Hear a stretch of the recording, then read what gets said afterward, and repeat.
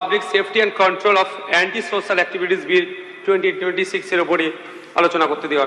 Sir March করে আলোচনা করা হচ্ছে, আমার বেশি আলোচনা থাকবে স্যার অ্যান্টি সোশ্যাল বিলের উপরে। তার আগে স্যার যেটা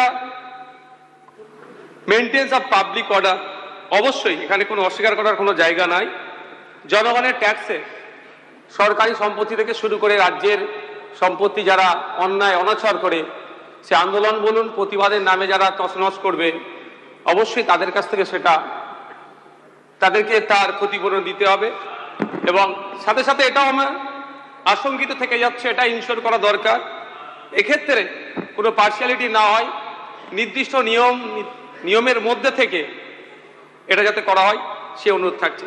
স্যার দ্বিতীয় বিল যেটা, এর মধ্যে স্যার আমি অবশ্যই বিরোধিতা করব। শুধু বিরোধিতা করার জন্য উঠেনি, বাংলার গণতান্ত্রিক আত্মাকে রক্ষা করার জন্য।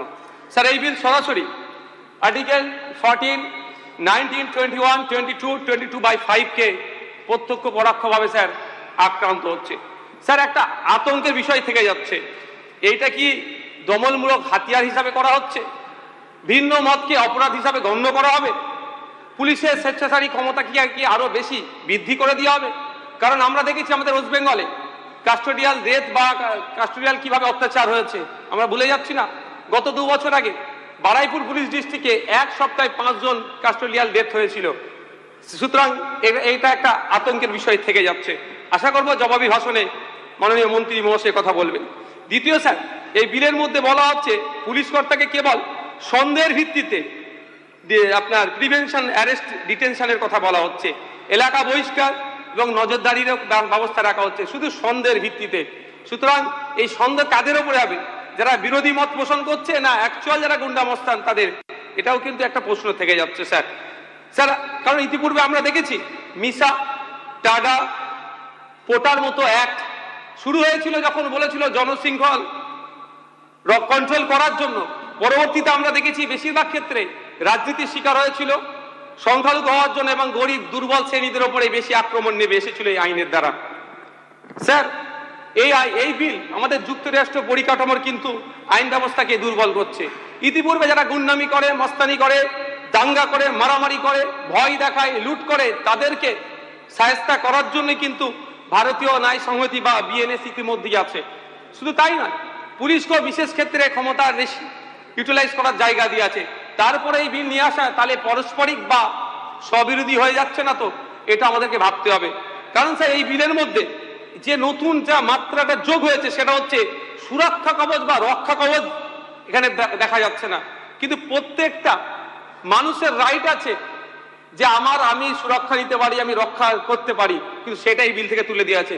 এমনকি স্যার ইউপিএর মতো আইনেও একটা নির্দিষ্ট গাইডলাইন করে দেওয়া আছে, এফআইআর থেকে শুরু করে তাদের কিভাবে কি তদারকি করা হবে সবটাই দেওয়া আছে।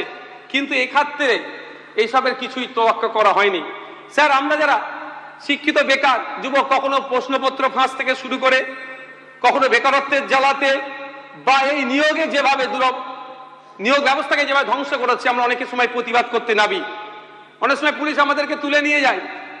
তাহলে এই ক্ষেত্রে এই আইন যেটা এসছে, তাহলে কি আমাদের সেই প্রতিবাদী সত্তাকে, প্রোটেস্টের রাইটকে কি কেড়ে নেওয়া হচ্ছে?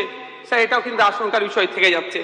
স্যার পরিশেষে বলবো, এনসিআরবি তথ্য অনুযায়ী যে সকল এলাকায় প্রিভেন্টিভ ডিটেনশন বা আগাম আটকের ঘটনা বেশি ঘটে, সেখানে প্রকৃত অপরাধীর ক্ষেত্রে দোষী সাব্যস্ত হওয়ার হারও কমে যায়।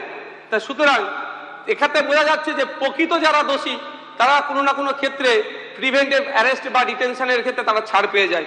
স্যার আজকে ক্ষমতায় আছে যেটা ট্রেজারি বেঞ্চে যারা সদস্য আছে তাদের কাছে আমি আবেদন জানাই, শক্তি আর ভয়ের মধ্যে গুলিয়ে ফেলবেন না। একটা আত্মবিশ্বাসী সরকার গোপন তালিকা বা বিনা বিচারে আটকের মতো পদক্ষেপের প্রয়োজন হয় না। যদি অপরাধী থাকে তাদের বিরুদ্ধে অভিযোগ আনুন, বিচার করুন, দোষী সাব্যস্ত করুন, কিন্তু তাদেরকে আটকে রাখার জন্য কোনো এমন পদক্ষেপ নেবেন না যেটা সরাসরি সংবিধানে আঘাত দিচ্ছে।